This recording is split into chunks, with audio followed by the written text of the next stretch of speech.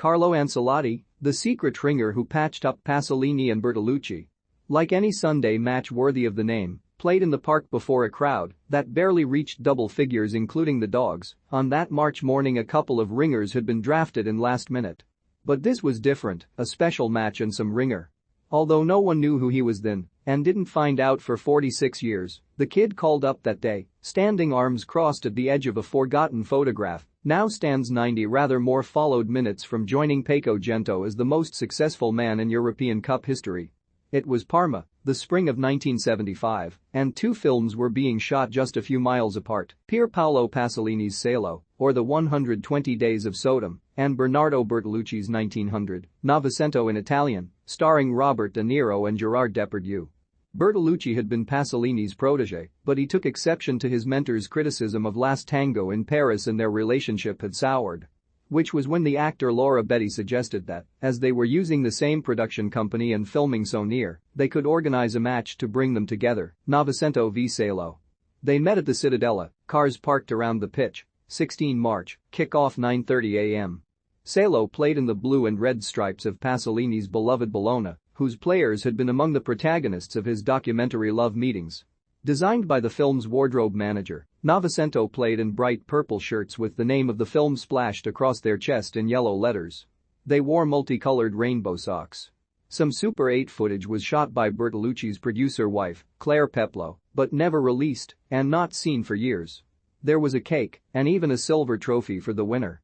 Carlo Ancelotti won it, which he tends to do. Pasolini was a fanatic who said the greatest poet of all is the season's top scorer and called football the last sacred ritual of our time. Bertolucci didn't like the game much and didn't play, making himself coach instead, but happily said yes and was determined to win. Because he knew Pasolini played properly and because he was struggling to get 11 men for his own team, De Niro and Depardieu didn't play, nor did Burt Lancaster or Donald Sutherland, he asked a friend to help. From Parma, he knew who to ask. On Saturday afternoon, two 15-year-olds from Parma's youth team who had just finished playing were invited by the father of the club's former president and told he would pick them up the next morning. Presented as toolmakers newly recruited to work on set, they were suspiciously good. Even before the game, the story smelled a bit, but Pasolini just wanted to play, and his team actually went 2-0 up. Bertolucci's side, though, came back to win 5-2. Ancelotti scored, which he would.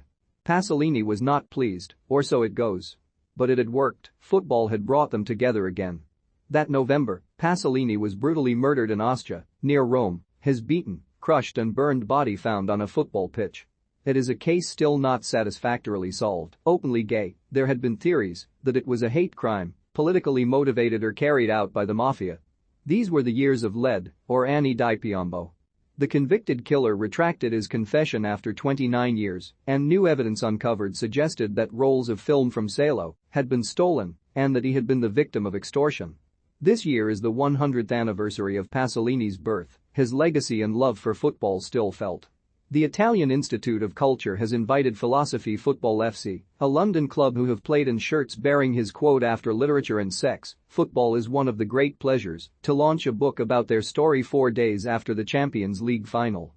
Held in honor of the director, they will show scenes from a 2019 documentary about the Pasolini-Bertolucci match for the first time in the UK. Briefly mentioned in the press at the time, that game in 1975 has become iconic, a shifting story that was the stuff of legend, a symbol of how what most moved him was football, the poignancy deeper for being Pasolini's last game and an act of reconciliation.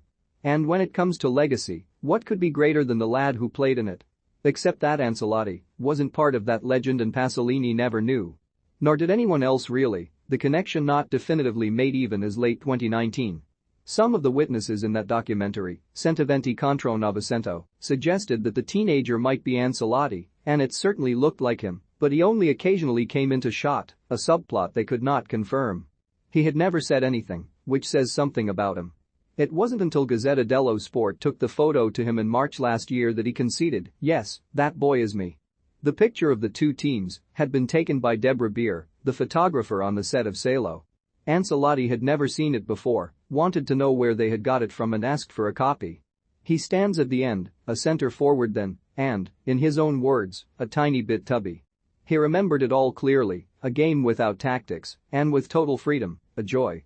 The only thing he didn't remember well, or said he didn't, was the goal which he wasn't planning to mention. He did remember celebrating it, though that was a little awkward. He was, after all, an outsider invited to play a game among mates. "We won and Bertolucci thanked us because our contribution had been decisive," he said. Pasolini was limping, he recalled, victim of a foul, and not happy losing. One of the things that made Centoventi contro Novecento so meaningful, though, was that footage showed the reconciliation, the two directors smiling together with the cup, when it was all over, arms around each other's shoulders. That it had taken more than years to demonstrate that was quite something, but it was a ghost game, Ancelotti said, no one there. These days, with two such famous directors, it would have been live on television, people round the pitch. None of that. We lifted the cup, took a few photos, and went to shower by the youth hostel. It was freezing cold. Ancelotti said that on the Saturday, when he asked who he was turning out for the next day, and was told the match was Bertolucci v Pasolini, it didn't mean much to him. But it didn't matter either, it was a game, and he was never going to turn down a game. "Football was my life," he said. "I dreamed of playing, all the things a kid does, and it came true. 46 years ago, I was on that pitch at the Cittadella, and from there I went round the world, running after a ball. He's still running. That was Parma, this Paris. He is already a title winner in the continent's 5 biggest leagues, a unique record for a coach." Saturday will be Ancelotti's 7th European Cup final, his 5th as a manager. 3 of them will have been against their Champions League final opponents Liverpool. Win and he will have 6 European Cups, 2 as a player, 4 as a manager. No one in history has more. Turns out that 15-year-old quietly standing to one side, the ringer not wanting to draw attention to himself, really was suspiciously good, and not just when it was Pier Paolo Pasolini he was playing.